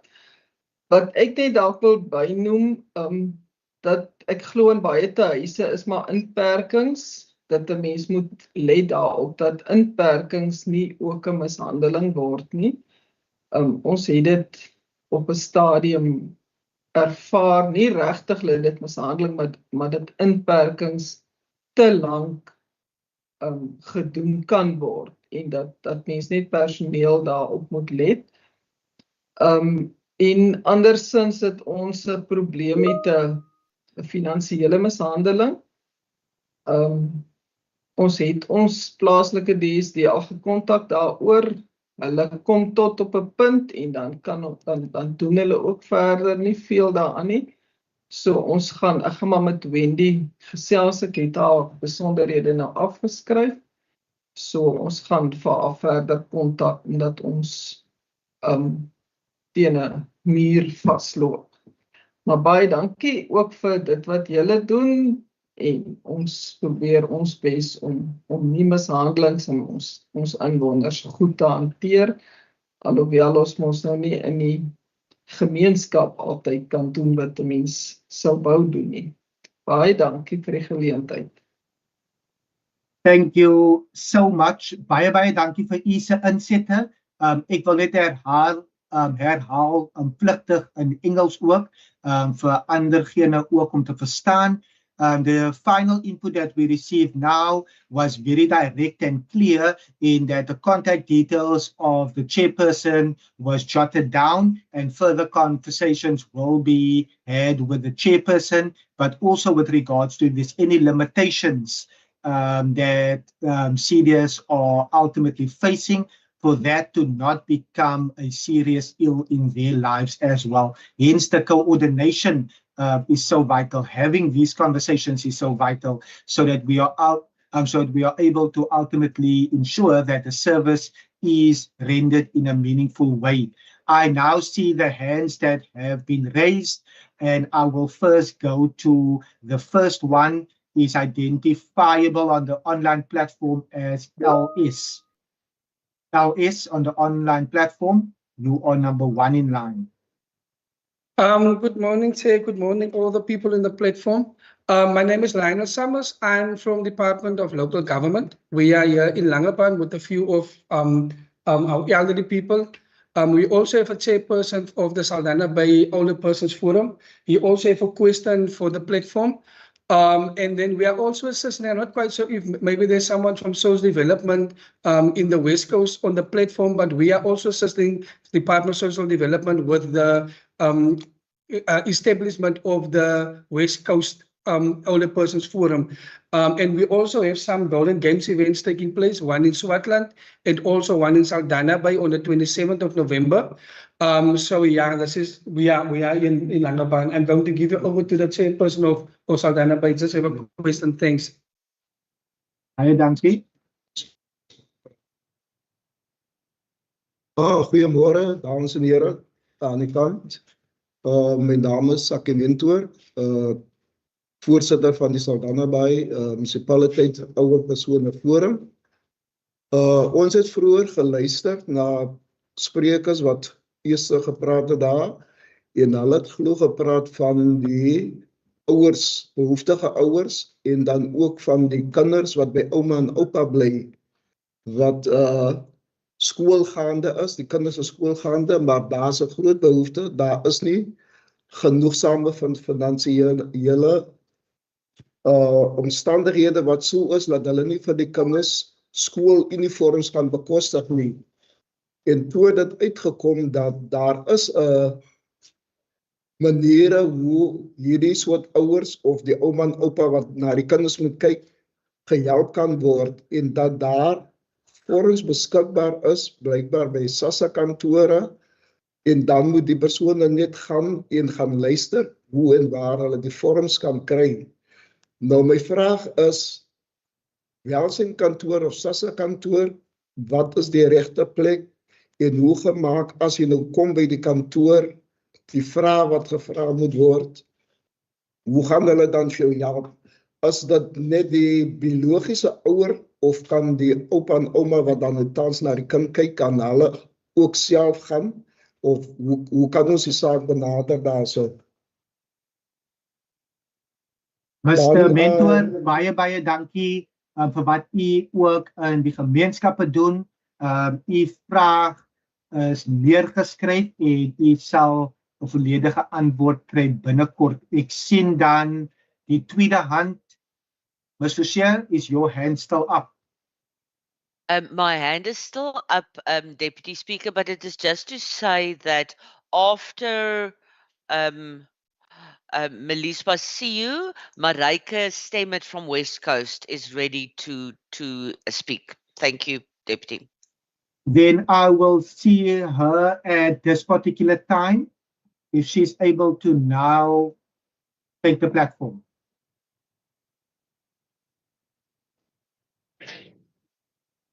Goeiemôre almal. Ek is Mareike Stemmet van Huis Moreus Advertise in Moreesburg.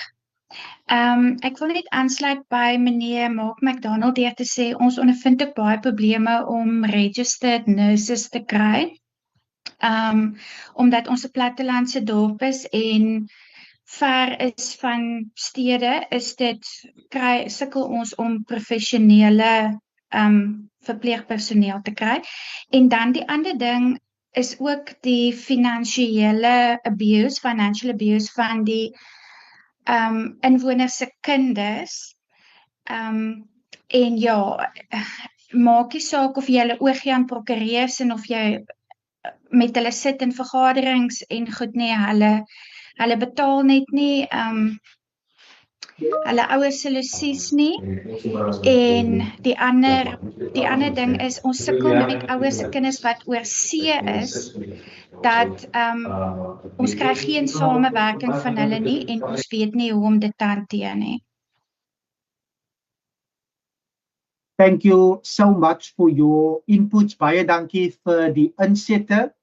Colleagues, how we will ultimately move forward is that these particular matters, it will be responded to. Daar sal 'n geleentheid wees vir die departement, vir die minister, om ook terugvoering nou vir ons te gee, maar ook dat die werk rondom dat as 'n issue of as 'n kwessie dalk in een gebied gebeur, sal ons verseker maak dat die gesprekke strek reg oor die hele Weskaap, sodat ons dit kan stop, dalk in 'n ander gebied, of waar ons dit kan verseker maak dat best practices in ander gebiede ook met Caledon, Oeverstrand en ander gebiede ook gedeel word. Ek gaan hierdie tydperk toemaak by 10, by 11:45 I will close the inputs. So I will now see Ms. Meliswa. I see you on the online platform. Meliswa CEO, are you able to unmute? Hello, good day. I wanted to let you know that Miss Polani is here. She's ready to speak. Perfect. Please proceed, Pulani.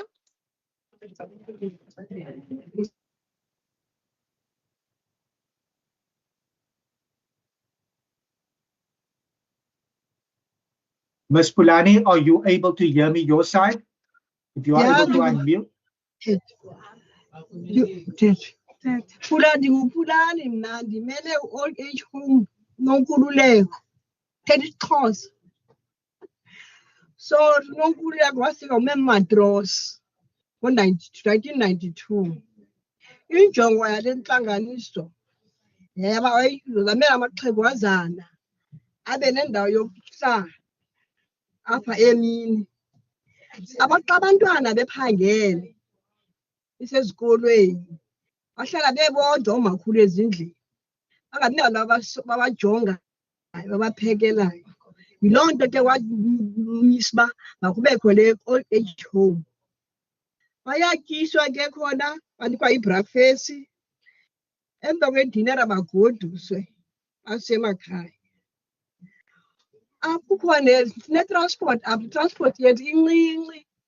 Incinci, sicela itransport engathi iphaka inkulu. Kukho namaxhego azangakwazi ukukhwela kakuhle apha etransportini yethu.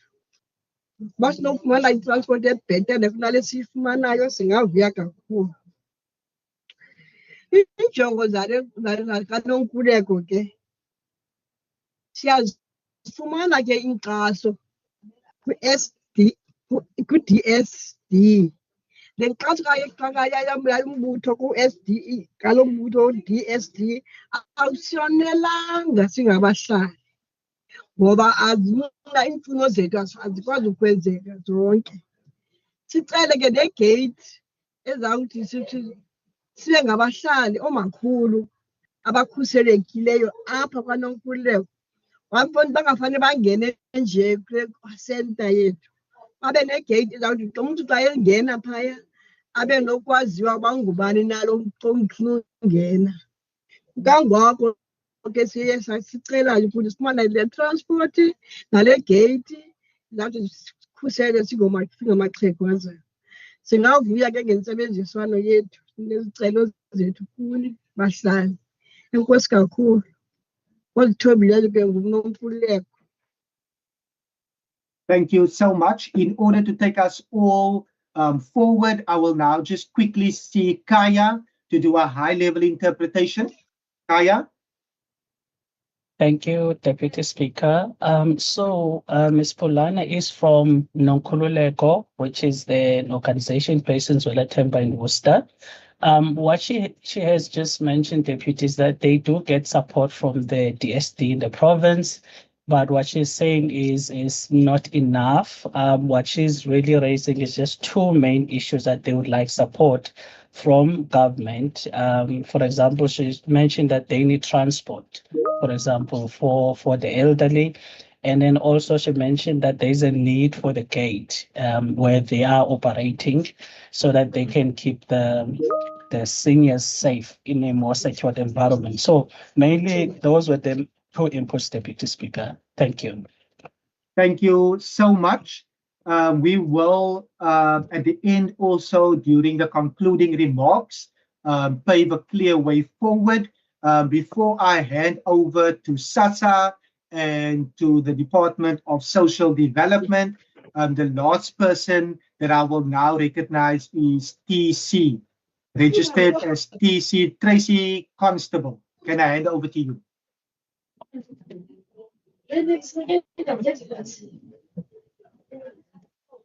Tracy Constable.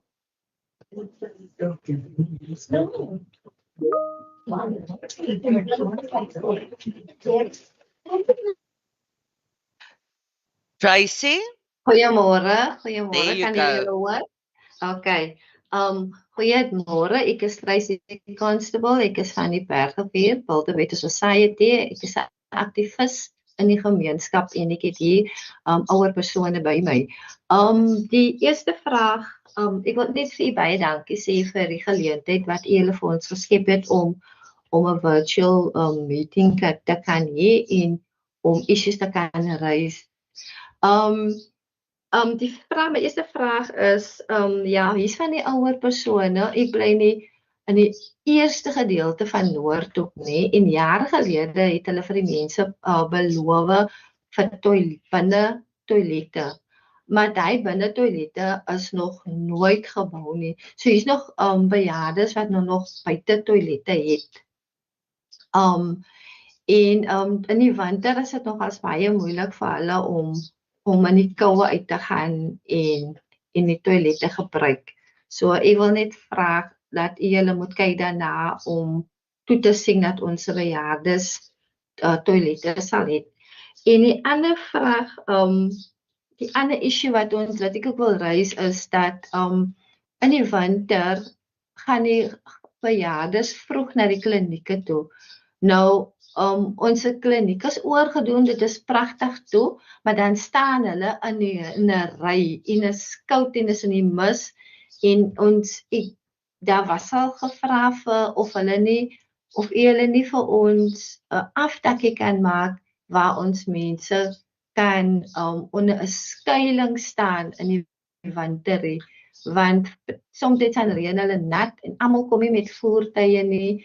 So terwyl hy wag om in die kliniek in te gaan, en as jy in die kliniek kom, as jy was nooit verkoue nie, maar dan het jy sommer nou verkoue opgedoen. So daai is ook 'n issue wat ek wil noem. En ja, die volgende, en dan het ek gehoor, hy was 'n minister van die polisie wat hy was. Ek was in die Noordhoek buurtwag gewees, ook op die GPF, en ek is ook nou deel, soos ek sê, ek is aktief in die gemeenskap, en van ons mense wat in die buurtwag self is, hulle sê, ons het nie vervoer nie, of ons het vervoer, maar ons sukkel met fondse om petrol in te gooi sodat ons voertuie kan patrolleer in in die areas. Die buurtwagte mag geensins gebruik maak mos nou van die polisievoertuie nie. So ons moet nou gebruik maak van ons eie privaat voertuie, maar daar is die fondse daarvoor. Baie dankie vir die geleentheid.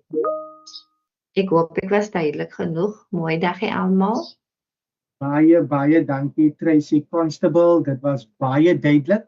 So now am I able to ensure that via your office the information of Mr. Mbaka is shared with Tracy Constable so that we could look at potential solutions in that area of the CPF and the GPF in die buurtwagte en wat die departement doen om buurtwagte te help, so that we can have that direct solution via the department, but also the other matters that was very direct to a particular location, official, if that is able to be communicated to the chairperson as well. Colleagues, before I'm already over time, but before I hand over to SASSA and to the department, I believe that I admitted Mr. Farid Abrams from the Cape Metro, who was on my program to give input. Mr. Farid Abrams. Yes, I'm here. Thank you very much. Can we hear from you at this time, sir? Okay, yeah, so I'll try to be brief because you're out of time, but I really just want to say thank you for the opportunity to share some of the thoughts, probably of one of the most urgent and under-discussed challenges in our country, which is the elderly. And probably start off on a positive note and thank the government for some of the existing services they provide for the elderly, be it in the form of the SASSA grant or the healthcare facilities they have access to, the medication they receive, or the state subsidy that institutions like ourselves receive on a monthly basis. Because of these, institutions like ourselves are able to provide the care in a safe, secure environment, albeit for a small number of people. There are some general issues facing the elderly and the frail, but at our center we see firsthand the realities behind some of the statistics. The elderly arriving with no pension, no family support, and often in poor health.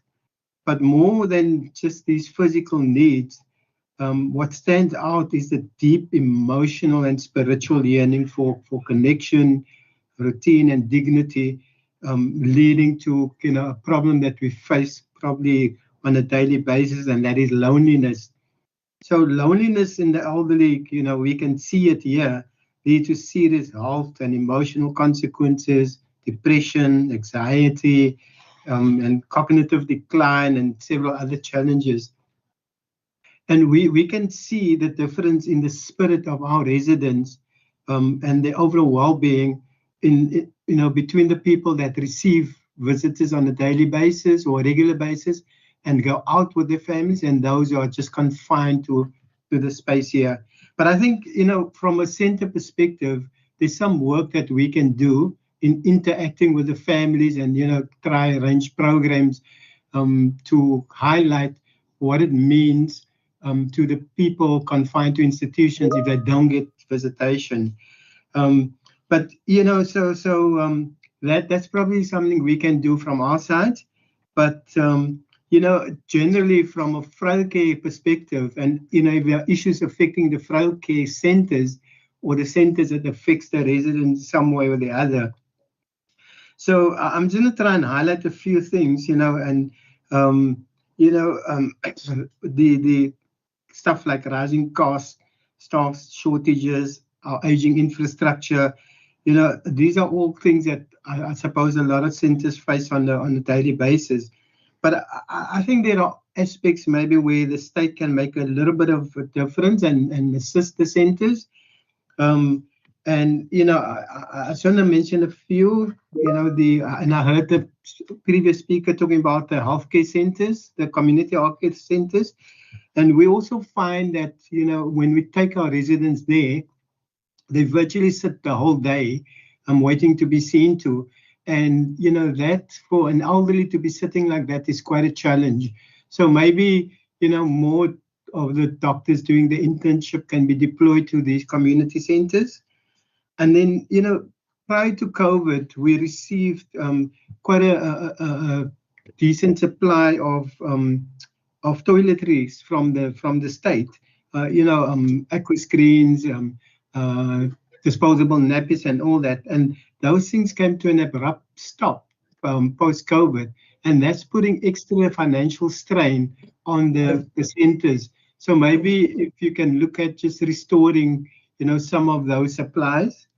And then we also, I just want to talk about the subsidies that we receive. We receive them for category 3s and 2s, but the gap between a 3 and a 2 is massive. And yet, you know, the basic needs for both categories are very similar.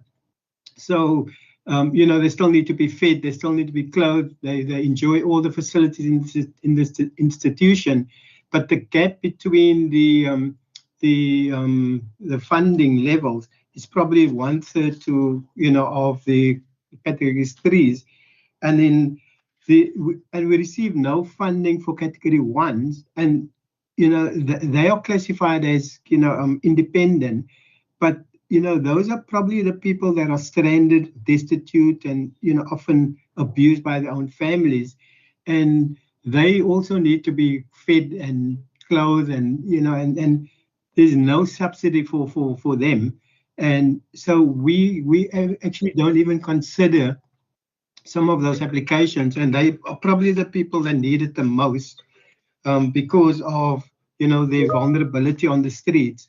So if you can look at maybe, you know, looking at that funding level as well. And then I don't know, our municipal accounts are in excess of 100,000 in a month. So maybe there's something the municipalities or the cities can do to exempt these institutions from certain charges, or at least offer some reduced rates. And then, you know, there also seem to be a lack of facilities for people with mental challenges. So I understand that when you reach 60, the institutions housing those people have to, you know, just charge them, and they actually have nowhere else to go. And, you know, centers like ourselves don't have the facility to cater for that category of people. So when we decline those applications, we actually pick up some flack from the community, and because they don't know where to put the people. And then, you know, thankfully people are living longer, but you know, this living longer often comes with illnesses and chronic conditions. So maybe there just needs to be a little bit of more awareness programs by the government, educating our younger generation, maybe about healthy living, responsible nutrition, and active aging, so that, you know, few people end up in old age and in poor health and dependent on the state system. So those are just like a little bit of input from our side, and you know, and I think we you know, certainly at our center we want to view the elderly as the care not as charity but as justice, not as a cost but a moral investment in the values we claim as a nation. Thank you for the opportunity. Mr. Abrams, thank you so much for the input from your side.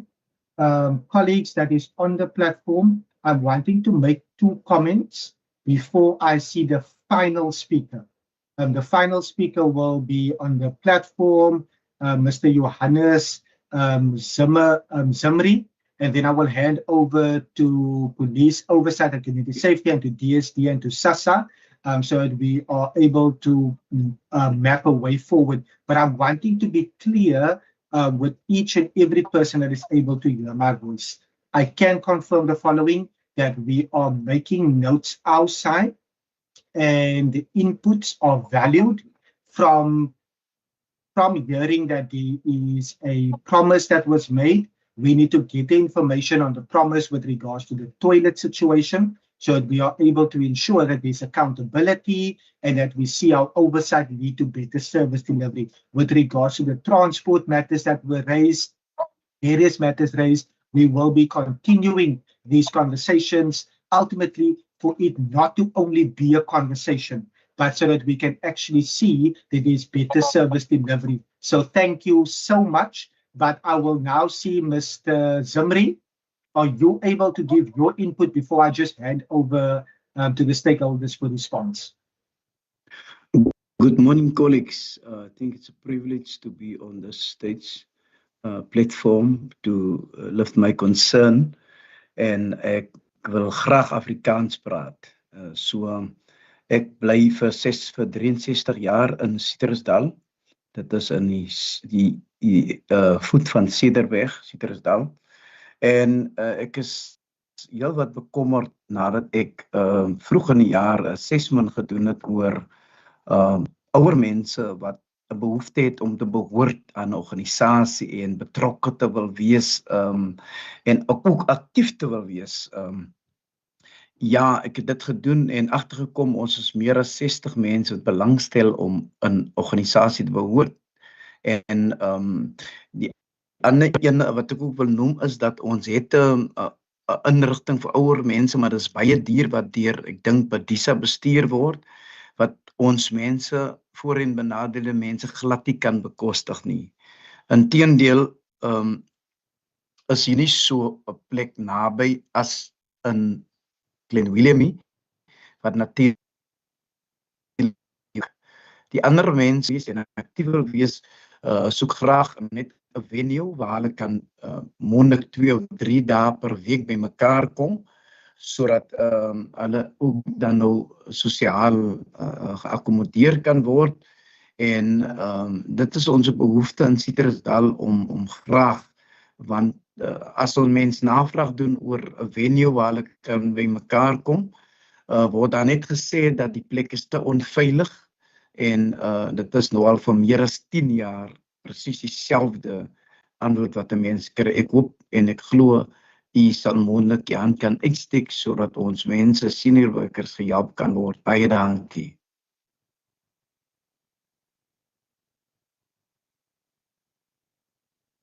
Thank you so much. Ms. Fushia will also provide contact details in the chat box so that any person on the platform that wants to raise any additional points are able to correspond with us directly via email, but she will also provide a telephone number for you to engage directly with the Western Cape Provincial Parliament. In order of the Department of Police Oversight and Community Safety, can I hand over to you to briefly confirm that you have noted the matters with regards to the CPF and that there will be engagement? Mr. Mbaki.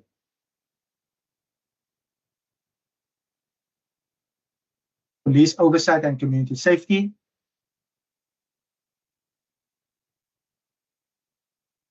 Ms. Fushia, you have indicated to me earlier on that you have jotted that particular query down that will be sent on to the Department of Police Oversight and Community Safety for direct engagement with regards to the matters raised in terms of the Neighborhood Watch and the CPF. I now see SASA.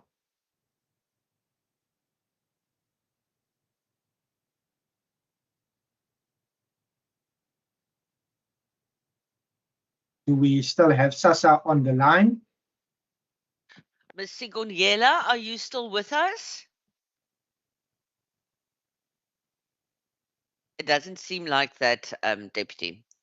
Colleagues, I can confirm from outside the notes that we have made where these matters that were raised across multiple departments that will ultimately be escalated to each and every department on whether it is transport in terms of the ambulance service, which falls under the Department of Health, where these matters raised with regards to intervention from the City of Cape Town, that will be escalated. These matters that falls directly in other departments, but let me now see the Department of Community of Social Development.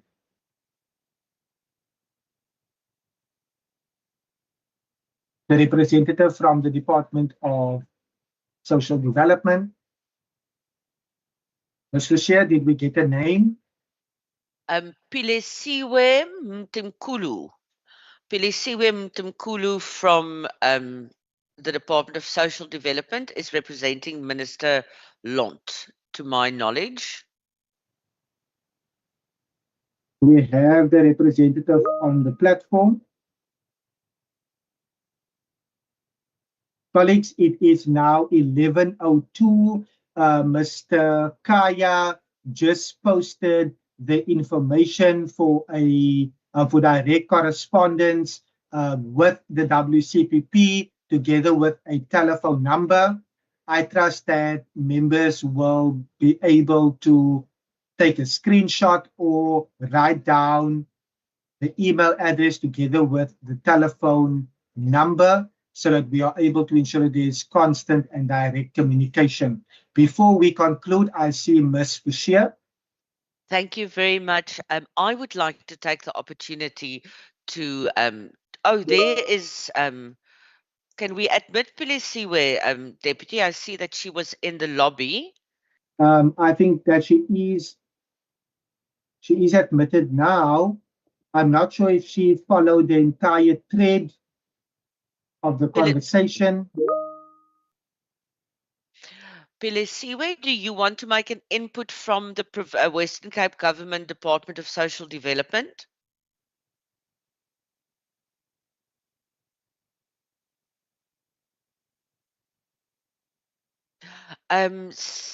Deputy Speaker, then let me continue. I would like to take this opportunity to thank you. I don't think that that members of the public always appreciate how busy their elected public representatives are, and especially this time of the year, there's a lot of work to be done before the end of the year. But we know how passionate you are about people, Deputy Speaker, and we appreciate you taking the time out to join us around the table, to connect with the citizens of the Western Cape, and particularly our vulnerable citizens in the Western Cape. So thank you very, very much. For the participants, there will be a report that will be drawn up with everything that was raised. It will be circulated to all the participants here today, but it will also be referred to the Office of the Speaker so that it can become brought to the attention of the members of Parliament and the relevant ministers and government departments. And we'll follow up and we will provide feedback to everyone that participated here today. What I'm asking is please share this information as widely as you can. Let's use this platform and make it even bigger. Share information and contact details with everyone that you know in your areas. Deputy Speaker, once again, thank you very, very much for your leadership, your time, and your chairing of this meeting. Thank you, Deputy. Ms. Fushia, thank you so much. From the WCPP, I wish to thank all of the participants, those that actively participated and those that listened in. Your availability means so much because we know that you represent a key stakeholder, a key grouping within our communities, and for that we are highly appreciative. I'm wanting to conclude with these words. I want to again echo that no particular entity, whether it is government or civil society, is able to do it alone. We require help and assistance across the various departments, entities, civil society to ultimately all move forward.